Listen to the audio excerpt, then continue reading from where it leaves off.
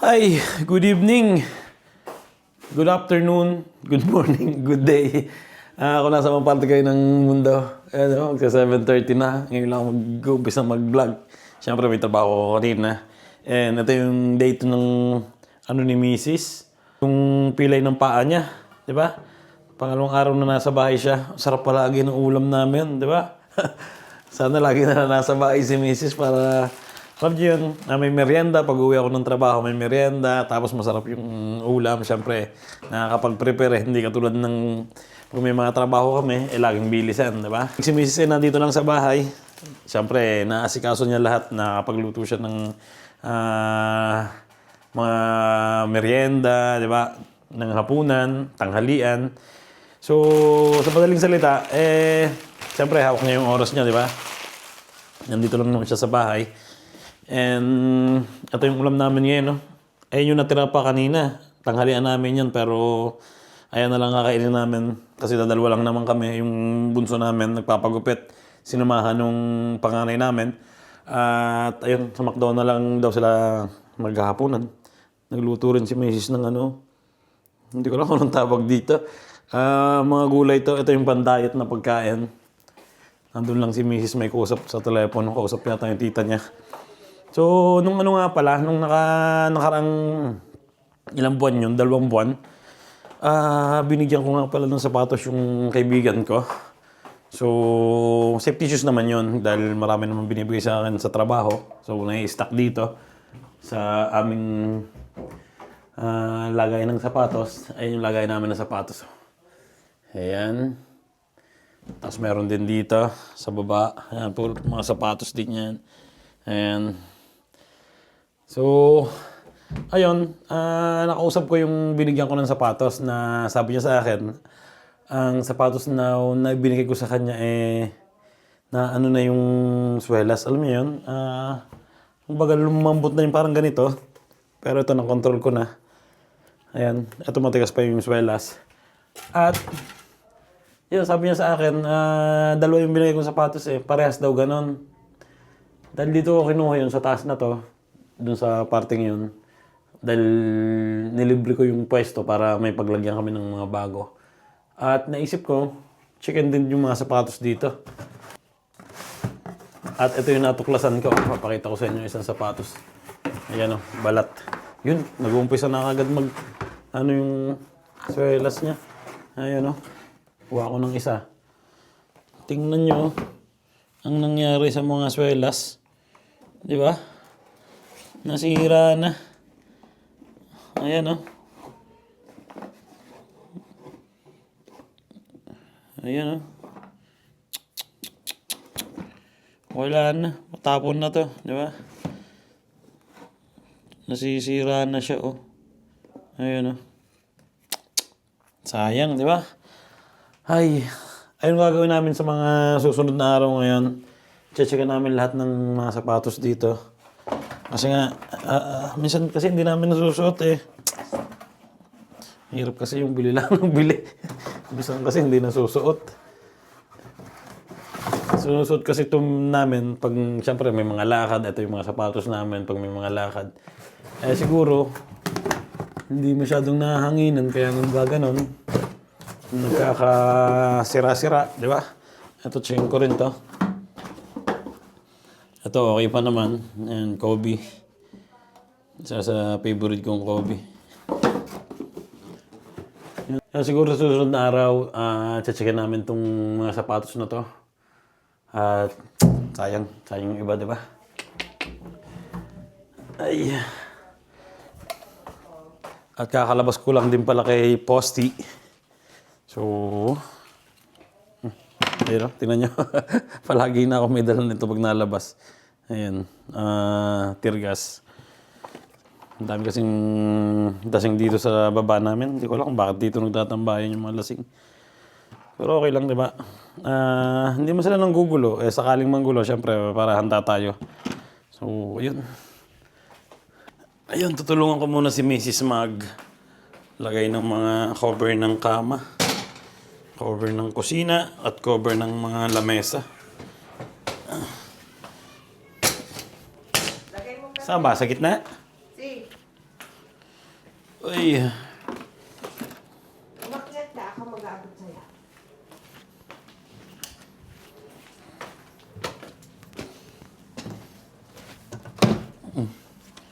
Piyoso. Eri mo na dito sa ibabaw ng dilaw, ng pink. Ito yung cover ng aming sopa. Ito. Sa gitna. Ng kama. Sa dula.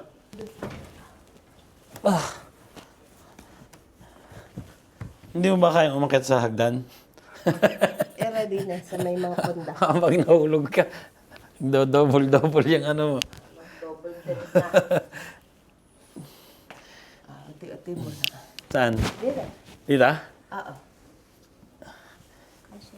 Ayan.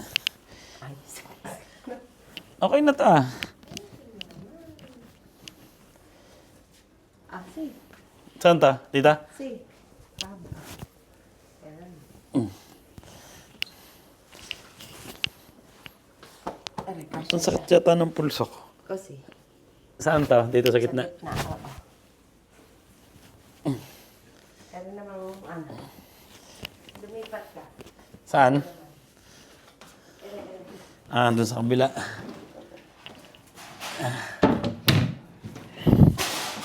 Dito naman tayo sa kabila.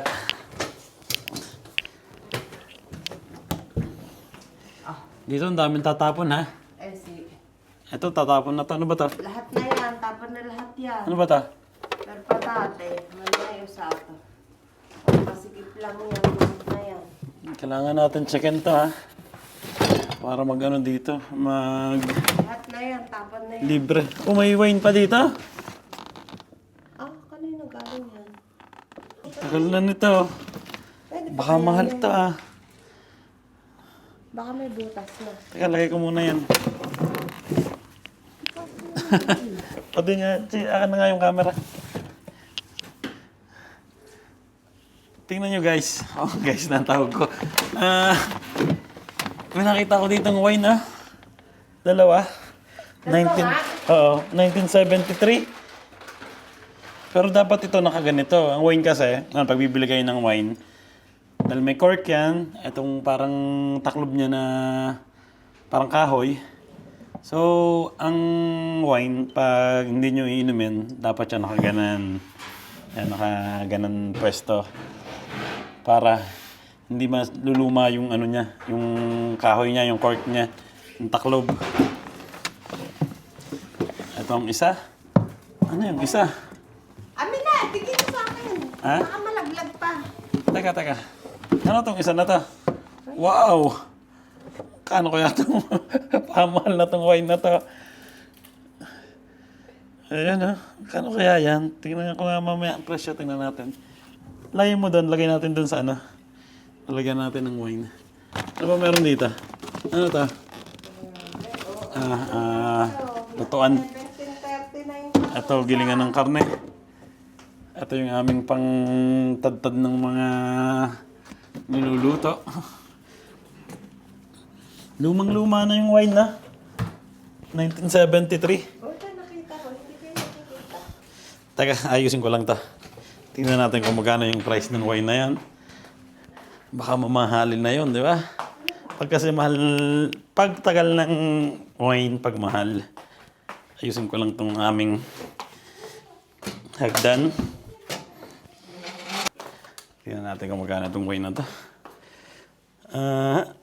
Ito. Tingnan natin. Google Lens. 1973. Ito mukhang maganda pa ha. Dahil tingnan nyo yung wine niya. Medyo puno pa. Hindi katulad nito. Ayan o, konti na lang. Ibig sabihin siguro. O, sumingaw na yan. Kasi nakatayong ganun eh. Dapat siya nakataob na ganito. Pero tingnan natin kung magkano. Tingnan natin sa Benta mo na, pakuhan. Google. Google tayo. Sa mga collectors.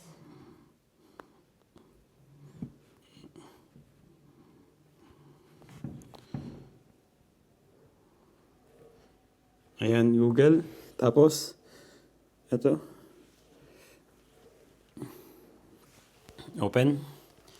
Tingnan natin kung magkano yan. Okay na yan. And, boom.